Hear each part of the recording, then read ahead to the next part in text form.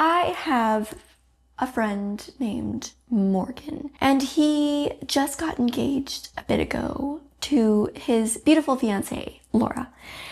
And I wanted to service a couple watches for them for an engagement gift.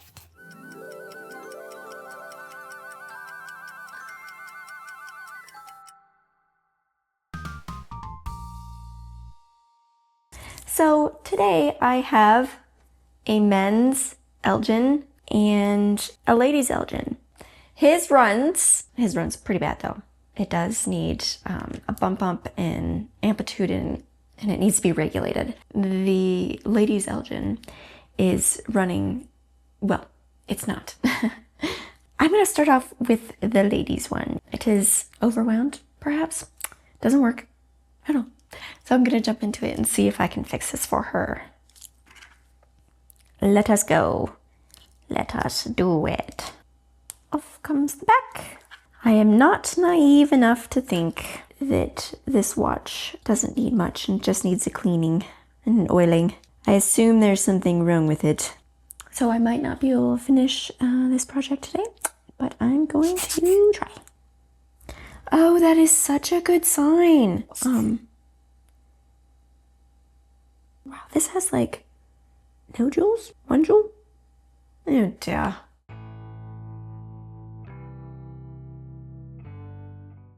One jewel movement, that's all right. Let us go. Never serviced a watch quite like this one, so it's actually quite exciting for me. All right, I'm going to start off with L hands.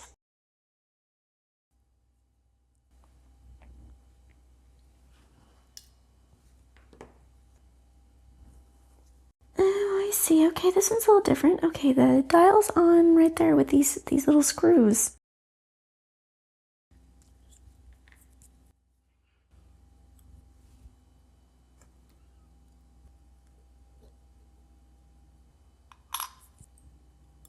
Okay, this is a very small watch. I don't know if this canyon pinion remover is going to really work very well with it, but I'm going to see what I can do. No point in not trying, right? So here, let's just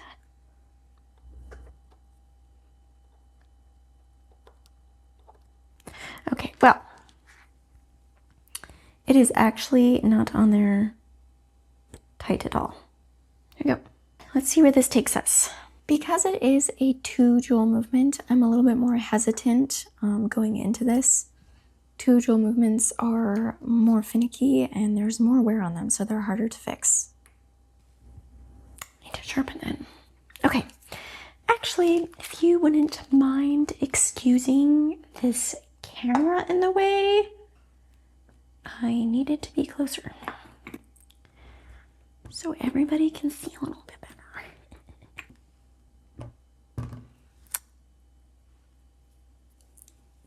Just good. We'll see. It's better this way. See, doesn't that look so much better? Now you can see it better than I can. It's so clear. Very, very delicate with this thing, because if this thing gets ruined at all, your whole project is just not as fun. I hope I didn't just jinx myself. Looks to be okay. Oh, jinx again. This is the palette fork. And we have no tension. See how it does not swing back at all? It means that there's no power getting down to the palette fork. You would usually let down the power, but I have no idea how to do that on this movement. And this thing won't budge at all. Here, let's try holding the crown and then...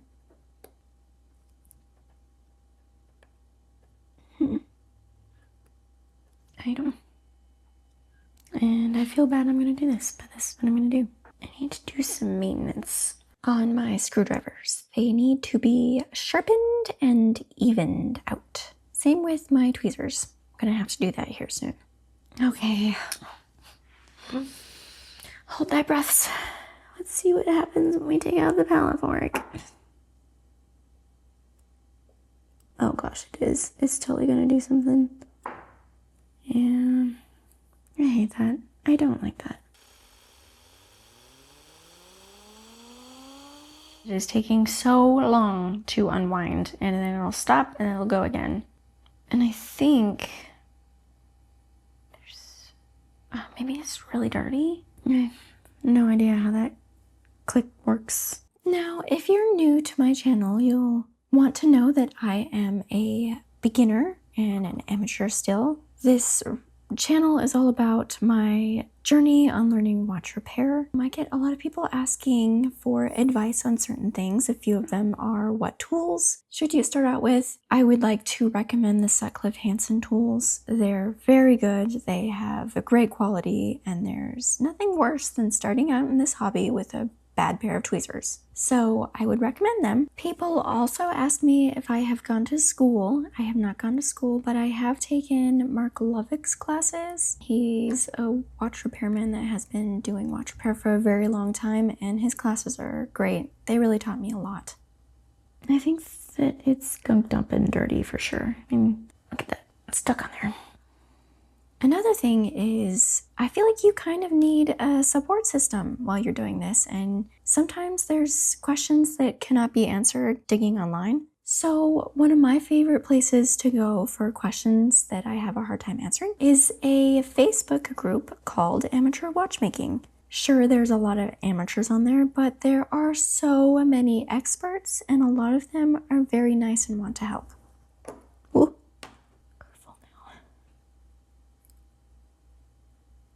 Oh, wow. A very different movement than what I'm used to. It's quite fun. I like it. Can we just take a moment to appreciate how dirty this thing is? Seriously, I didn't notice it was so dirty until I looked at the footage and started editing this video. It is so dirty. All right, excited to see what you look like. Let's see. Okay. Odd. So this is the click. Ooh, that barrel's dirty. Ew, look at that. Okay. It's times like these I'm glad that I'm filming, so if I get stumped, I can look back on the footage.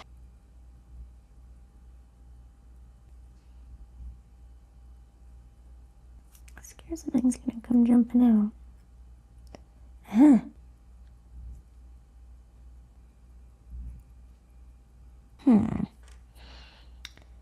Are you supposed to come off? You kind of seem like you're supposed to come off.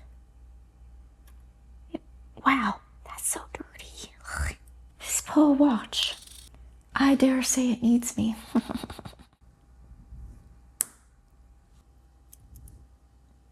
Ew. Oh my gosh. I'm sorry. I like seeing how dirty they are. And look at that. Look at that. That's over oiled gunk. Oh my gosh. Okay. Someone just did so much oil in here. And it's also a very old mainspring. I hope I have a new mainspring in my stock.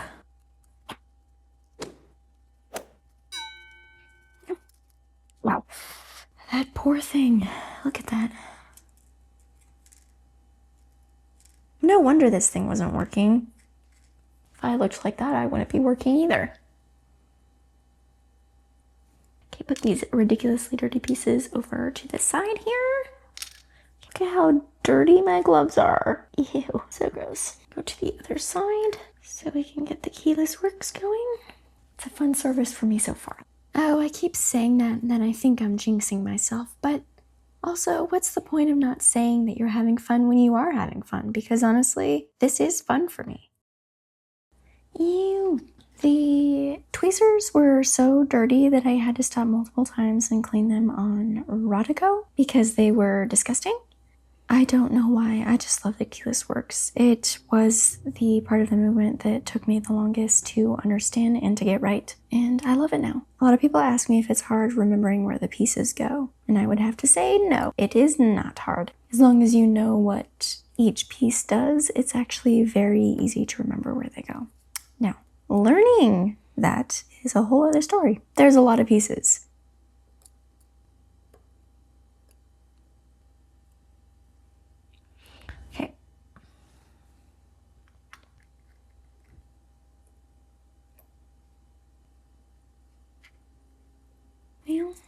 there's this setting lever, which means now that that's loose, we can remove parts usually go flying. Okay, not flying, but falling. And you go down too.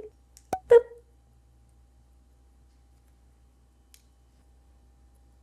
Get you out of there. What? Wow, you're really in there. And there you have it. 'Tis apart. Okay, I'm going to clean it and I'm going to see about getting a new mainspring.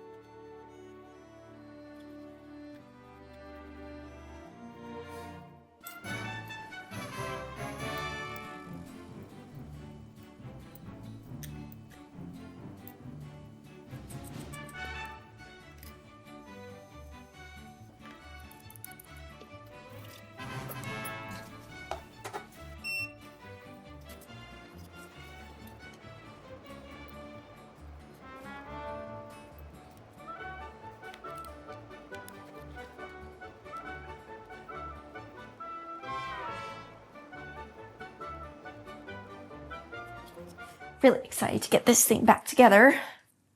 Diddly deadly. I have a new mainspring here that fits all the size requirements, so let's hope that it fits. Ooh. Sorry, I'm not going to show you this part. I need to concentrate.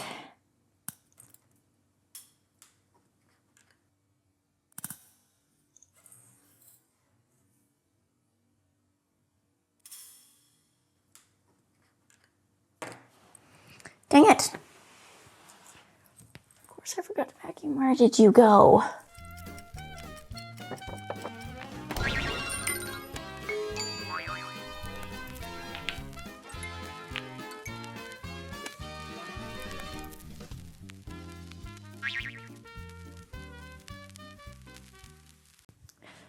Sometimes I wish I could put a little bag around myself.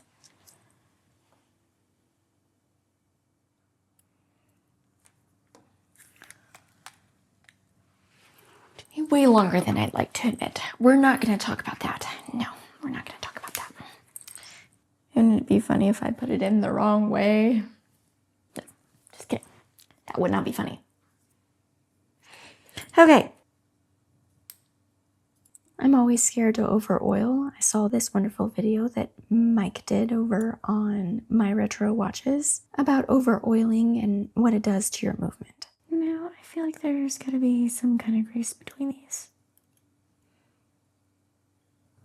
It doesn't feel right putting that there without a little bit of grease. Speaking of over oiling, I completely forgot to put a little bit of grease right in this click spring area, and I had to promptly go back and fix said problem. And sorry that I don't have the footage of it, but it's just me dabbing a little bit of grease on that part. Lovely.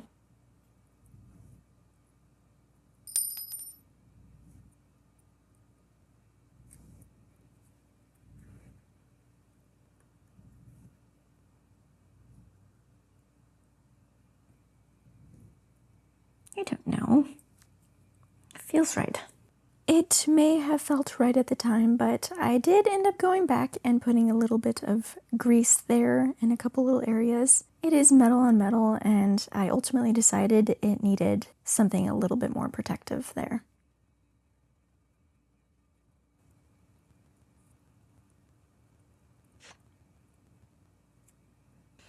Alright, hopefully that's the right way. It looks as though it should be. Now for the hard part.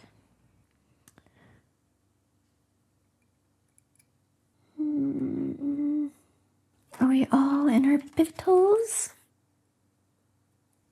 1, 2, 3. In your holes. It was so much easier than I was thinking it was going to be. No complaints, y'all.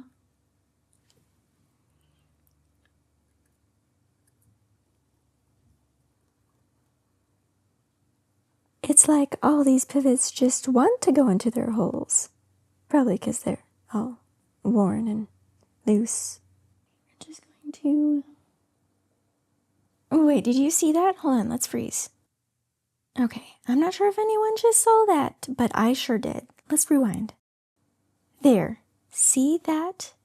That pivot is just swinging around all loose and stuff, all hanging out in two areas. And, that is going to have to be addressed. I didn't even realize that that was there until much, much later. This camera picks up what the eyes just cannot see.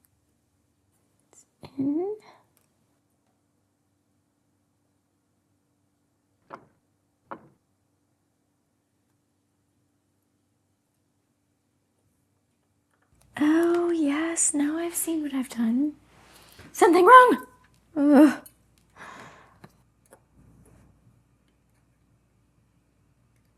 Okay, I'm a silly goose. Okay. I have forgotten this entire area. Can't have that, can I? Now what? How did this go? Is that how it goes?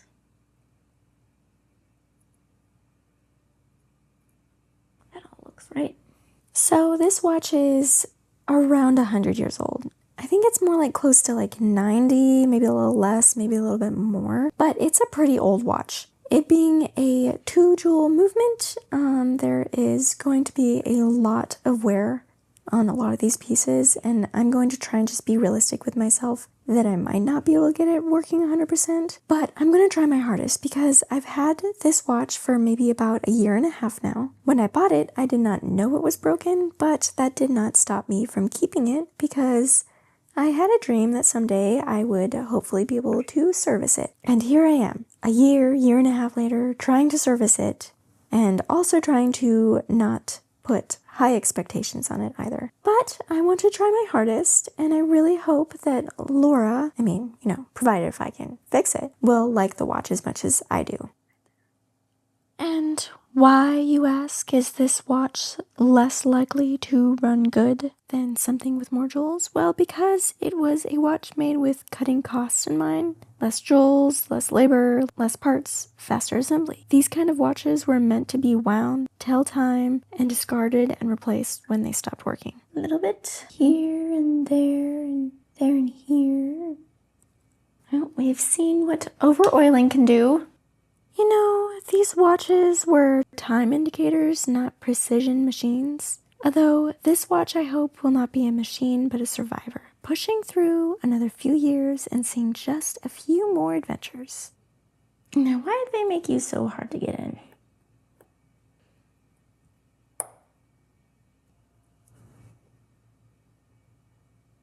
Good, good, good.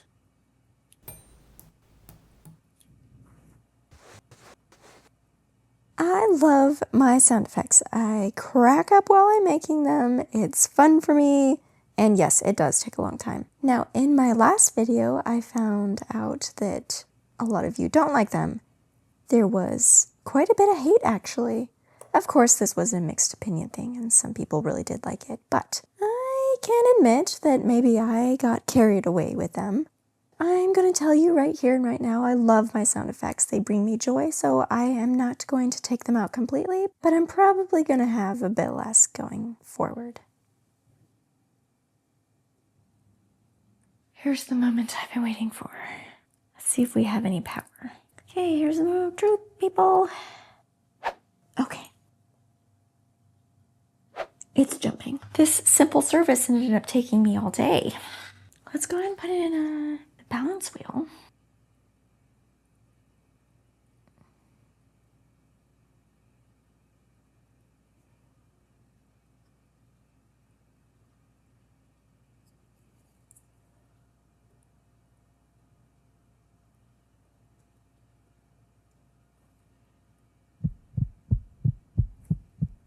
Well, we have a little bit of power, so that's not a very healthy swing. It's barely going. And stopped. Okay. a little bit more power in here. I'm going to do some microscope stuff. I'm going to oil it, and I want to make sure that that balance is okay. So I'm going to do that real quick.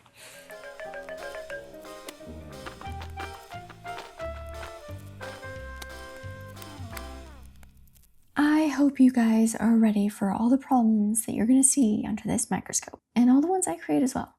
So first off, I'm looking here, and these coils are sticking together. So that is causing it to not run very good on its own. So I had to clean it.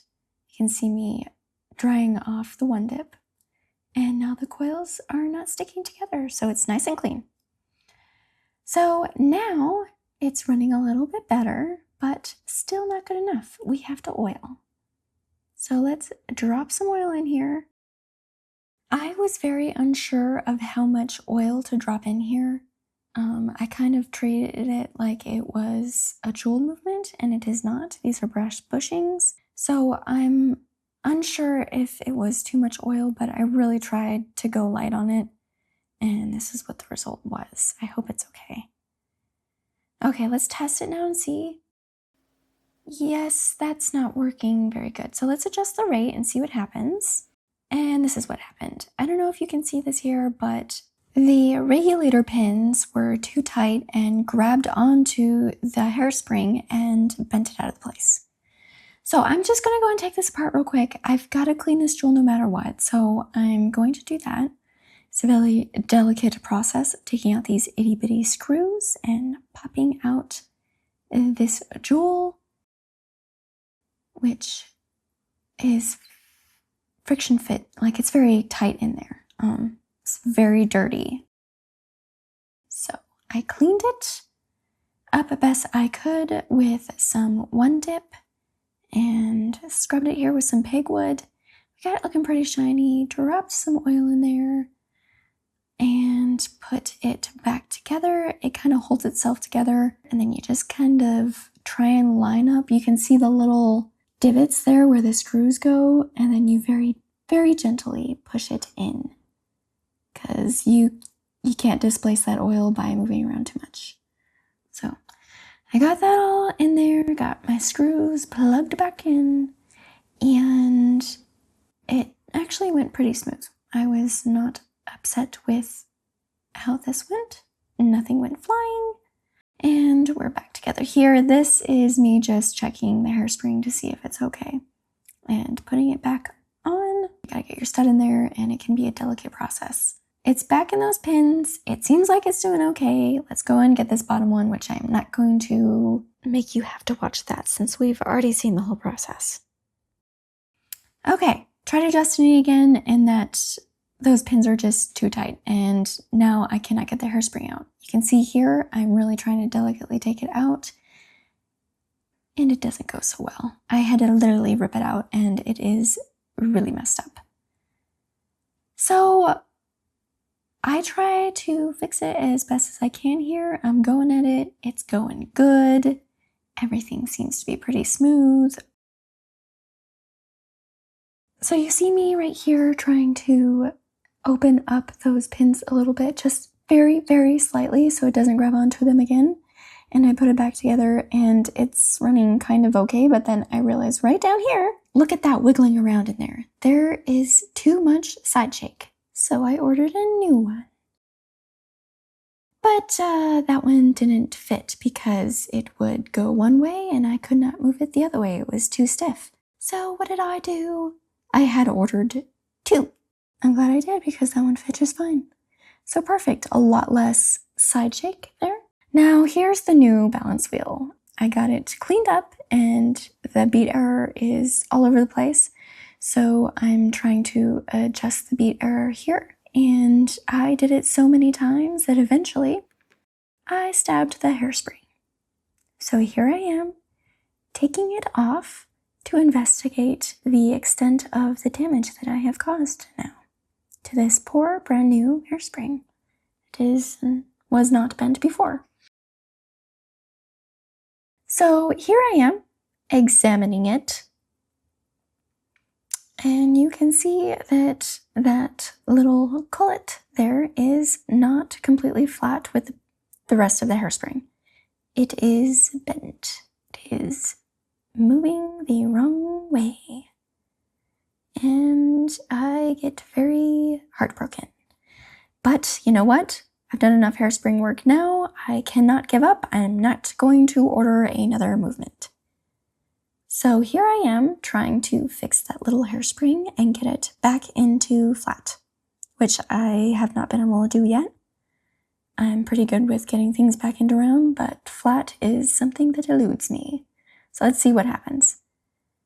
It changed nothing. Let's try this again. I know that you have to very delicately get it from the opposite side. And all right, let's see what this has it done. And I did it. I cannot tell you guys how happy I was when I saw that I had gotten it back in flat. This was the first time that I've ever gotten back in flat before, although I have tried many a times. So you could only imagine my excitement. I checked all sides and then I double checked again just to make sure it looked pretty good. Now, would you believe that that happened 2 more times to me while trying to adjust the beat error? These old watches are finicky. So let me get this back on. Here we go, using my staking set, which I love to use. I haven't used it a whole lot yet, but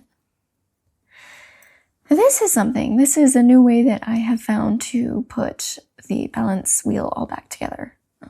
I just put it here on this balance tack, and it is so much easier to screw in that tiny itty bitty little frustrating screw, and I quite like this new method I have found. Okay, but now we still need to replace this bridge. So let's take off this old one. It is very dirty. All of these are so gunked up. So let's clean it. In we go, scrub it, rinse it really well in some alcohol to assure it's nice and clean. Let down the power the right way this time. We don't want to damage this anymore, do we? And then put the new one back on. I moved it out of frame, so you can't see me do that, but I assure you it's there. Then I set down the balance wheel and took it off. And when I put it back on, it was running so bad. And you can see here is because this hairspring's really, really dirty. So I was just investigating what was wrong with it with my phone in this clip. And so I took it apart, put it back together, cleaned it. And in that process, I must have bumped the regulator pins right here because they were too loose. And as you can see, that hairspring is not centered, and it took me way too long to adjust that and figure out what was wrong. Literally so long to figure that out. Okay, here are the results. This is dialed down. The amplitude is okay, the rate is okay, the beat error is great, and I'm pretty happy with that. Then we go into a crown up. This is a little less satisfying to look at. The rate is a little bit more inconsistent, the amplitude is not as well, but the beat error is still good. Then we put it into dial up, and it looks wonderful. I love this. I like looking at this. The amplitude is good, the rate's not bad, the beat error is good. So I wish it was all like this, but then we put it into crown down. And this is what happens. We've got wavy lines, it's inconsistent up and down, and the amplitude isn't quite as good. The beat error is just fine still, so I'm happy at least the beat error is still good. I had to put it back into dial up to make myself feel a little bit better here so we can end it off with a nice little trace. But, you know, honestly, I'm happy with this. It's what I got, and I'm happy.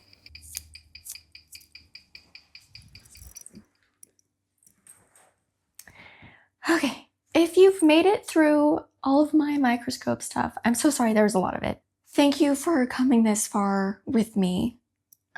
As you can see, I've both dealt with a lot of problems from this watch and caused a lot myself, but I get down on myself when I can't get a movement perfect, and my husband has to constantly remind me that on this watch in particular, because I went back to it so many times, he has reminded me multiple times that it is almost a 100-year-old watch, and it only has 2 joules. So where I have it right now is I have to be happy with, and I am, but it was a struggle. So without further ado, I am going to put it back together now.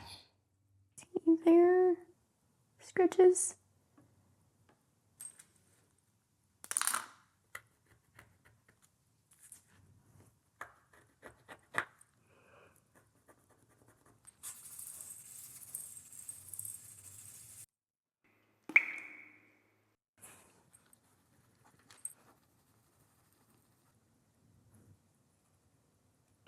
Now, I've seen watches where someone uses far too much of this stuff or super glue.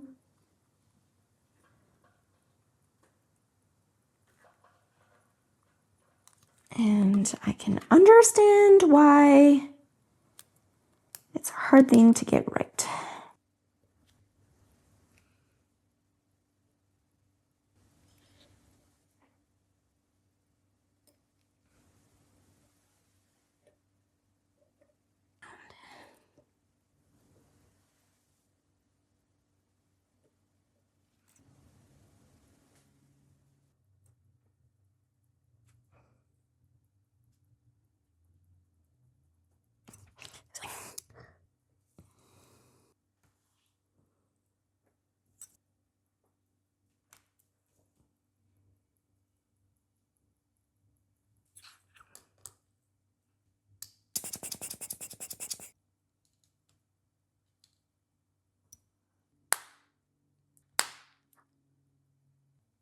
Really is a pretty piece. I'm gonna get to Morgan's watch now and then get them sent out to them because I want them to have these watches. So thank you for joining me today. My name is Kachiri. This is The Second Hand, and it is all about my learning watch repair journey. It's not easy. Learning watch repair is not easy, but I enjoy it.